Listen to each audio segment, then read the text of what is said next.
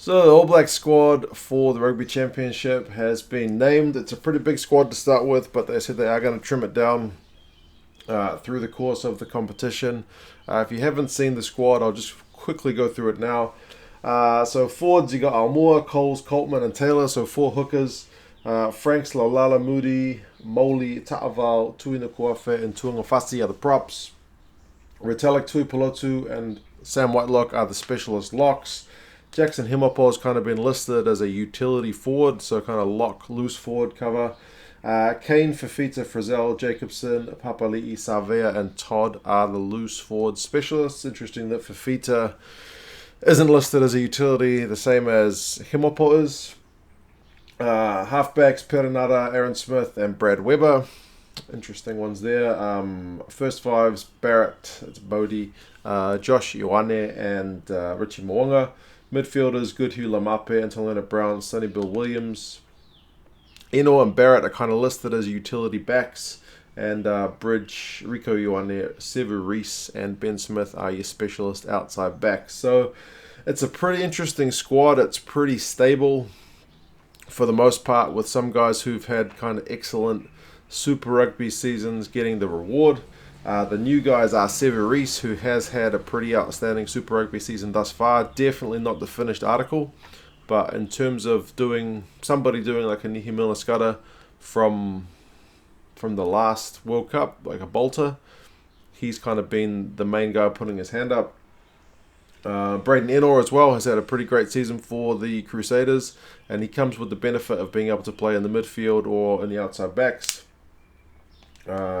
Josh Ioane kind of gets the reward for pretty good season with the Highlanders, and also the fact that Damien McKenzie is injured. I think there's probably no doubt that if DMAC was available, then Josh would miss out.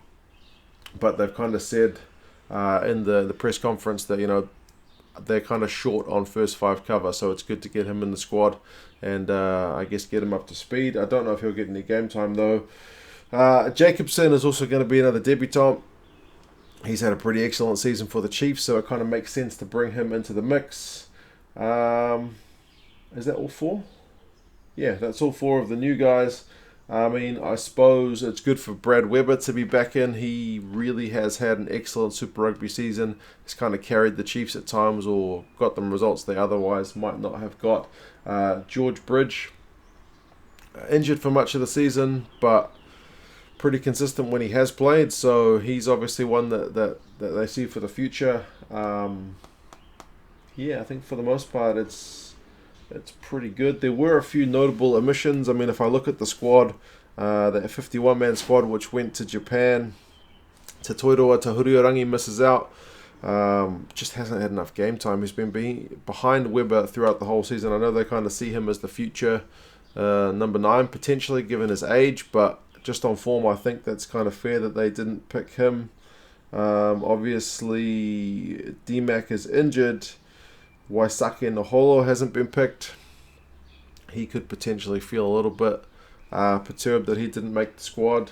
I mean, especially when Sonny Bill's going to be probably the most controversial one because he hasn't played much at all either. So the fact that he made the squad largely on reputation, where a guy like Naholo has lost his place to guys like Bridge and Reese, he could potentially be a bit disappointed. Nathan Harris misses out. Again, you could argue that Almoa, whilst he's got a kind of high impact, he does struggle sometimes at the line-out, but he's another one of those guys that the All Blacks see as kind of their future guy that to get the foundations in now, and they've said he's kind of had an attitude change, is what they mentioned in the press conference, so whatever he's done, he must have done something to impress them. Who else is missed out? Obviously, it's Scott Barrett and Ryan Crotty that are injured, so they have kind of not been considered. Liam Squire pulled himself out. Apparently, Steve Hansen had a conversation with him, and Liam just said, "Look, I don't think I'm up to international rugby right now," which is a pretty brutally honest thing to say. You could say some of the other guys who have been injured and have still been selected didn't say the same thing. So he's put his hand up and said that he's not quite ready. So I guess Steve appreciates his honesty. Coltman, as I said, is in, and he's kind of on form. Definitely one of your top hookers. Lomax was in that extended squad before. Perry, Dylan Hunt, Nihi Milner-Skudder, Proctor, Brett Cameron, Mitch Drummond, Bryn Hall. I mean, some of those guys are just not considered because of the size of the squad, and some of them are injured. So, yeah, I guess Naholo, Harris, and Squire are probably the main three that you'd look at to be missing out. Akira Ioane from the Blues seems to have not done enough in terms of what like Amor has done. Whatever they wanted him to shift, he hasn't quite made enough steps forward. But personally, I am very happy that Brad Weber gets the reward for some good form. I am interested to see how Severis goes if he gets any game time, because, as I said, he has been in pretty magic form.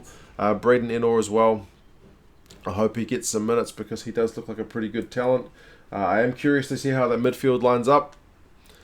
I'm a Blues fan, but I'm still a wee bit skeptical of Sonny Bill, to be fair, just because he hasn't played that much. And when he played, he was okay, but he wasn't lightning.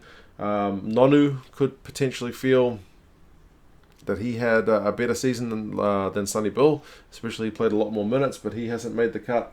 But yeah, you guys let me know your thoughts on the squad. Who are you excited to see? Who are you disappointed to see miss out? And yeah, I'll talk to you guys again soon. See you later.